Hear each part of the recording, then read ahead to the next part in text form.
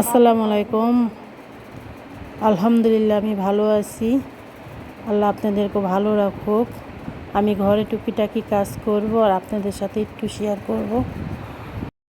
প্রতিদিন নতুন সকাল আমাদের নতুন একটি সুযোগ দেয় ভালো রাখার জন্য, চারপাশটা আমাদের গুছিয়ে নেওয়ার জন্য অনেকটাই সুযোগ দেয়। কত ব্যস্ততার মাঝেও দিন শেষে মানুষের মুখে একটু হাসি ফোটাতে পারাই আসল সার্থকতা মনে করি। মন পরিষ্কার রাখবেন, ভালো থাকবেন। আমি বারান্দাটা আগে পরিষ্কার করে ফেলবো। এই বারান্দাটা না অনেক ময়লা হয়ে যায়, গাছগাছালি পাতা পোতা পড়ে। এটা আগে আমি পরিষ্কার করে ফেলবো। পরিষ্কার পরিচ্ছন্ন এটাও একটা ইমানের অঙ্গ। দৈনিক কাজকাম করি আর আপনাদের সাথে একটু শেয়ার করি। আমি প্রতিদিনই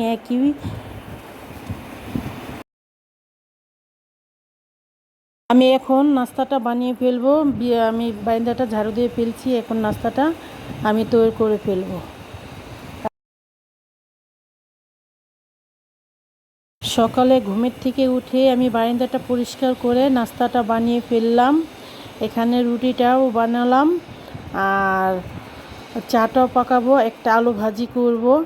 আমি প্রতিদিনই আমার নিজেই নাস্তা বানিয়ে আমরা খাই। আর আমি একটু একটু করে কাজ করব আর আপনাদের সাথে একটু শেয়ার করব। এই রুটিটা না ঘরে বানিয়ে খেলে অনেকটাই ভালো, স্বাস্থ্যের লিগা খুবই ভালো আর আমাদের শরীরেরও ভালো থাকে। আমি এখন এখানে আমার ভাত রাখি, এখানে আমি সুন্দর করে পরিষ্কার করে ফেলবো। এই ফাঁকে আমি কাপড়টিও ভিজিয়ে ফেলবো। কাপড়টি আমি ভিজিয়ে রাখলে না ময়লাটা কেটে যাবে আর ধুইতেও অনেকটাই সুবিধা হবে। ভিজিয়ে রাখলে কাপড়টার ময়লা ভালো কাটে। নিজের উপরে বিশ্বাস রাখলে না ওই জিনিসটা কাজ করতে অনেকটাই সুবিধা হয় আর এগিয়ে যাওয়ার জন্য অনেকটাই শক্তি বাড়ে। রাখলে না ময়লাটা কেটে যায় আর বাকি অন্য কাজটি আমি সেরে ফেলবো। কাপড়টা আগে ভিজিয়ে নিই। আর ঘর দুয়ার পরিষ্কার করে রাখলে না মনটাও ভালো লাগে আর দেখতেও অনেকটাই ভালো লাগে। নিজের কাছেও মনটা অনেকটাই শান্তি পাওয়া যায়। আমি এই ফাঁকে টেবিলটাও পরিষ্কার করে ফেলবো। কাপড়টি আমি ভিজিয়ে ফেলে ঘরের অন্য কাজটি আমি সম্পূর্ণ করে ফেলবো। সকালে উঠে না সকালে উঠলে ঘরের কাজটি করতে অনেকটাই সুবিধা হয় আর ঘর দুয়ার পরিষ্কার করে রাখলে না মনের কাছেও আনন্দ পাওয়া যায় আর মানসিকভাবে একটি শান্তি পাওয়া যায়। আস্তে আস্তে আমি বিছনাটাও ঝেড়ে ফেলবো। আমি গুছিয়ে ফেললাম বিছনাটা, সকালকার বিছনাটাও আমি ঝেড়ে ফেললাম। বিছনাটাও ঝেড়ে ফেললাম, ঘর গুছানো কাজটাও কমপ্লিট করে ফেললাম। আমি এই ফাঁকে আমি সিঙ্গাদানিটাও পরিষ্কার করে ফেলবো। একটু একটু করে কাজ করলে না কাজটাও ভালো হয় আর ঘরের জিনিসপত্র অনেকটাই ভালো থাকে আর নিজের কাছেও অনেকটাই আনন্দ থাকে। সবটি কাজ আমি শেষ করে ফেললাম। এখন আমার হাজি সাহেব আর আমি এখন নাস্তা খাবো।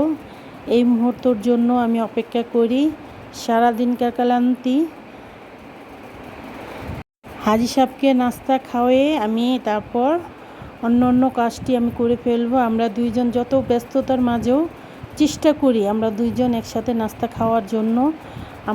আমার কাছে খুবই ভালো লাগে। আমার হাজি সাহেব আর আমি একসাথে নাস্তাটা করে ফেলবো। এক কাপ চা আর কাজের যত ক্লান্তি সব দূর হয়ে যায়।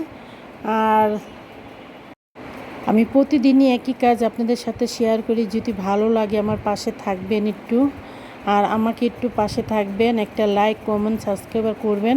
আমি চেষ্টা করি একটা ভিডিও বানানো ভালোর জন্য। নাস্তাটা খাওয়া শেষ। আমি এই ফাঁকে কাপড়টা এখন কেচে ফেলবো। কাপড়টি কাঁচা হয়ে গেলে না রোদ দিয়ে দিলে তারপর আমি অন্য কাজটি করতে আমার সুবিধা হয়ে যাবে। আমি এই ফাঁকে কাপড়টি কেচে আমি দুপুরে রান্নাটা চড়িয়ে দিব। দুপুরে রান্নার জন্য আমি তৈরি হয়ে যাব। এখন আমি একটা পটল আলু দিয়ে আমি একটা ভাজি বানালাম, এটা দুপুরের জন্য। দুপুরে আমি রান্না করব পটল আর আলু আর আমি মাছ ভিজিয়ে দিলাম। এই মাছটা হলো কাতল মাছ, আমি দুপুরের জন্য রান্না করব। এই কাতল মাছটাও আমি রান্না করব। এই ফাঁকে আমি চালটাও ধুয়ে ফেললাম। দুপুরের রান্নাটা চড়িয়ে দিলাম, এই ফাঁকে আমি নিচটা পুছে ফেলবো। আর চুলার পাড়টা আমি চাই অল্প অল্প করে আমি পুছে রাখতে। আর চুলার পাড় না পরিষ্কার থাকলে একটা মেয়ের অনেকটাই সেফ। আর চুলা পাড় আর বাথরুম যার পরিষ্কার না, মনে করি সব কিছুই পরিষ্কার। আর আমি চেষ্টা করি চুলা পাড়টা যতই কষ্ট হোক আমি চুলা পাড়টা ক্লিন রাখার জন্য। আমি রান্না চড়িয়ে দিয়ে আস্তে আস্তে নিচটা পরিষ্কার করে ফেলবো একসাথে, আমার সুবিধা হবে। আমি অল্প অল্প করে চুলা পাড়টা পুছে ফেলবো। আমাদের কঠিন কাজটিও সহজ করা যায় যদি মনে শান্তি এবং ভালোবাসা থাকে। সংসারের প্রতি সকালে উঠে যদি একটা মিষ্টি হাসি আর গুছানো পরিকল্পনা থাকে তাহলে ওই কাজটা না অল্পতেই সহজ হয়ে যায়। আজকে কাতল মাছ দিয়ে চাল কুমড় দিয়ে রান্না করব। কাতল মাছটি ধুয়ে ফেললাম, চাল কুমড়টি আমি কেটে আমি সেদ্ধ দিয়ে ভাপটা ফেলে দিব। আর ওই ভাপটা না গন্ধ করে চাল কুমড় দিয়ে আমি কাতল মাছটা রানবো। এই রান্নাটা না খুবই ভালো লাগে। আর এইভাবে আপনারা রান্না করে ট্রাই করতে পারেন। একটা রান্না না সময় নিয়ে করলে রান্নাটা খুবই ভালো হয় আর খেতেও অনেক ভালো লাগে। আর আমি মাছ সব সময় ভেজে রান্না করি, আমার কাছে কাঁচা মাছ ভালো লাগে না, আমি মাছটা ভেজে নিই। আমার বাচ্চাদের খুবই পছন্দ রুই মাছটা আমি বেশিরভাগ রান্না করি, রুই আর কাতল।